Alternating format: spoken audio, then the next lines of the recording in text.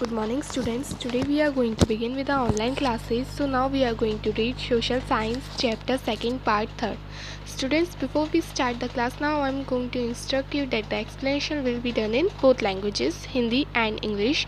Also you have to make 4-line notebook for social studies. Classwork and homework will be noted down in this notebook. So now let's start the chapter 2nd, clothes, part 3rd. We are going to read raw materials for clothes. In previous part हमने क्या पढ़ा था कि हमने पढ़ा था clothes किस किस टाइम पे कैसे कैसे पहने जाते हैं. क्लोथ्स हर टाइम पे अलग अलग की सीजन्स के हिसाब से पहने जाते हैं. विंटर सीजन में वुलन क्लोथ्स, समर में कॉटन क्लोथ्स, रेनी सीजन में रेन कोट्स, वेडिंग्स के टाइम पे कलरफुल क्लोथ्स पहने जाते हैं और वर्क टाइम पे अपने यूनिफॉर्म में रहते हैं हम लोग. और स्टेट्स के हिसाब से भी क्लोथ्स अलग अलग होते हैं. So now raw material for clothes यानी कि क्लोथ्स को, कपड़ों को बनाने के लिए जो कच्चा माल आता है वो क्या है, कहाँ से. सो आज हम ये सब पढ़ेंगे. Clothes are made from 3 kinds of fibre. Clothes 3 kinds यानी कि 3 टाइप्स के फाइबर से, फाइबर यानी कि धागे, उनसे बनते हैं. पहला कौन सा है? Cotton fibre. कॉटन फाइबर कौन सा? कॉटन फाइबर जिससे कॉटन क्लोथ्स बनते हैं समर में पहनने के लिए. सूती धागा, वुलन फाइबर्स, ऊनी धागा एंड सिंथेटिक फाइबर्स यानी कि man made. Second point, cotton clothes are made by spinning and weaving cotton fibres. Cotton clothes यानी कि सूती कपड़े कैसे बनते हैं? स्पिनिंग और वीविंग यानी कि कॉटन फाइबर को घुमा के और उसको बुनकर.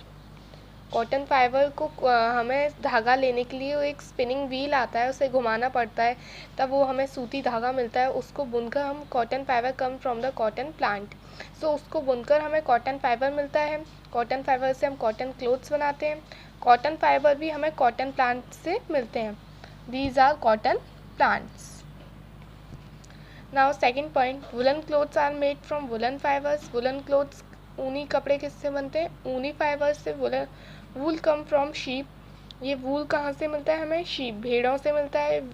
वुल इज स्पन इनटू यार्न. और जब वुल को स्पन यानी कि घुमाया जाता है तब वो यार्न यानी कि एक धागे में चेंज हो जाता है. The yarn are woven into clothes in woollen mills. और ये यार्न ही क्लॉथ्स में बदला जाता है वुलन की मिल्स में, बड़ी बड़ी जो फैक्ट्रियाँ होती हैं उनमें. Third, synthetic fibre includes rayon, nylon and polyester. Synthetic fibre यानी कि जो नेचर से नहीं मिलता हो, जो मैन मेड हो, वो क्या क्या इंक्लूड करते हैं सिंथेटिक फाइबर में? Rayon, nylon and polyester. ये 3 types, rayon, nylon and polyester, इसमें आते हैं. इसको बनाने के लिए हमें इन 3 चीज़ की ज़रूरत पड़ती है. They are made from chemicals. Synthetic fibre chemicals से बनाए जाते हैं. ये हमें शीप या पेड़ वगैरह से नहीं मिलते हैं. Synthetic clothes are attractive but they are not good for our skin. Synthetic clothes, आपको मालूम है जो क्लोथ्स हमें बाहर से मार्केट से हम लाते हैं न्यू क्लोथ्स की, वो कितने अच्छे हैं. हाँ, अच्छे होते हैं, दिखने में अट्रैक्टिव होते हैं, अच्छे हमें भी लगते हैं, बट वो हमारी स्किन के लिए अच्छे नहीं हैं. हमारी स्किन के लिए कौन से क्लोथ्स अच्छे हैं?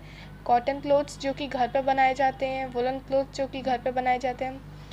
Clothes are made from silk fibres, fur and leather. Clothes और किस तरीके से बनते हैं? Silk fibres. सिल्क हमें सिल्क वॉर्म से मिलता है. फाइबर्स, फर यानी कि ऊपर के बाल, and leather. We get silk from an insect called silk warm.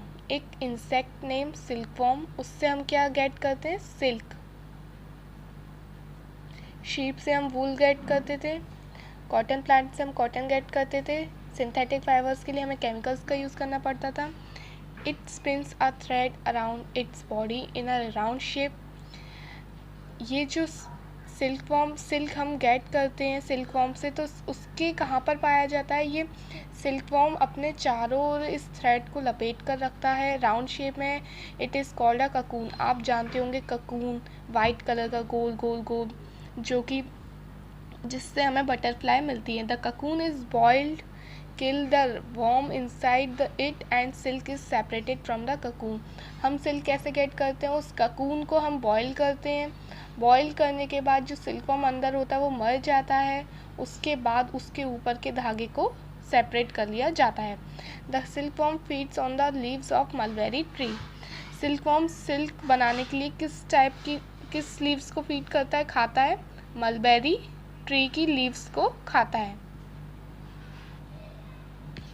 We get fur leather from animals such as fox, mink, buffalo and snake। हम फर और लेदर एनिमल्स से गेट करते हैं। फर यानी कि जैसे शीप, भेड़ के ऊपर के बाल होता है। लेदर यानी कि चमड़ा।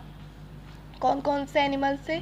फॉक्स लोमड़ी, मिंक, बफेलो भैंस एंड स्नेक सांप। These animals are killed to make clothes for us. और इन एनिमल्स को मारा जाता है हमारे लिए कपड़े बनाने के लिए, लेदर के कपड़े के लिए उनको मारा जाता है। Do you think it is right to kill animals for their fur and skin? क्या आप क्या सोचते हो, ये सही है जानवरों को मारना उनके स्किन के लिए, उनके फर के लिए? नो, मैं आपको अपना रीज़न्स देती हूँ। नो, ये बिल्कुल गलत है। ये लेदर क्लोथ्स के लिए जानवरों को मारा जाना, ये सब बंद होना चाहिए। Okay, now taking care of clothes की कैसे देखभाल करनी चाहिए, करते हैं। Clothes get dirty when we wear them. जब हम क्लोथ्स को पहनते हैं तो थोड़े टाइम बाद वो धूल से भर जाते हैं, डर्टी हो जाते हैं, गंदे। वी शुड वॉश और क्लीन दैम प्रॉपरली। हमें उनको अच्छे से धोना चाहिए। We should keep our clothes in a shelf और कपबोर्ड। हमें अपने क्लोथ्स को एक सेल्फ यानी अलमारी में, इस टाइप की अलमारी में रखना चाहिए। We should keep them away from mice and insects. और उनको हम चूहे से और इंसेक्ट्स यानी कीड़े मकोड़ों से अलग रखना चाहिए। Okay students, so thank you.